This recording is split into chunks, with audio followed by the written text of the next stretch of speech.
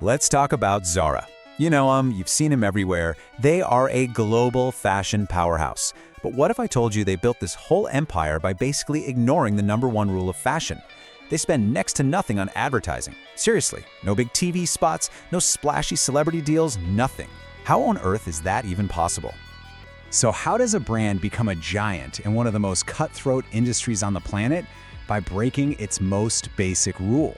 Well, the secret? It's not actually in the clothes they sell. No, it's in the information they control. I mean, just look at the numbers here. It's wild. Zara is cranking out over 10,000 new designs every single year with pretty much zero ad spend. Meanwhile, a typical brand is lucky to get 4,000 designs out the door while dumping truckloads of cash into marketing. It's a completely backward model, and somehow it works. To really get Zara's genius, you have to first see the massive flaw in the system that they exploited. See, the entire traditional fashion industry is built on a super high-stakes guessing game. It's all about prediction. And this timeline, this shows you just how long and risky that guessing game is. A designer sitting in an office in January is trying to predict what you are going to want to buy way later in September. That is a huge gap where trends can completely die, styles can change, and that entire bet they made can just go completely wrong. And here is the real cost of guessing wrong. Yeah, a huge chunk of clothes gets sold on discount, which just kills their profits. But look at that last slice. Up to 40% of all the clothing produced is just destroyed. We're talking burned or buried in a landfill, all because the prediction failed. It's an incredible amount of waste. And this idea, it just changes how you see everything. Those expensive, glossy ad campaigns, they're not really trying to make you fall in love with the brand. Nope, they're a desperate last-ditch insurance policy, trying to convince you to buy clothes that are already made, sitting in a warehouse, based on a guess they made 6 months ago. So Zara looked at this whole broken system, the guessing, the crazy waste, the expensive ads, and they had this brilliant realization. They realized everyone else was focused on completely the wrong problem. They figured it out. The problem wasn't about finding cheaper labor or using slightly better materials. The true enemy, the thing that was the source of all the waste and all the inefficiency, was something they called the information lag. So what in the world is the information lag? Well, it's pretty simple.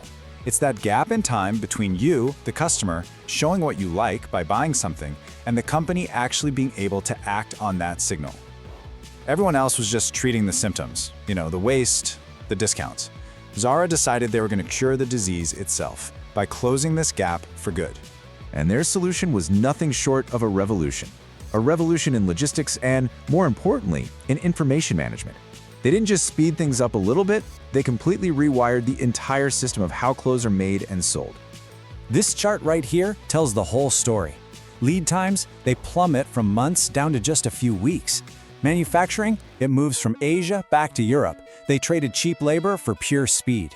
And the entire strategy shifts from forecast and push, like let's make it and hope they buy it, to respond and chase.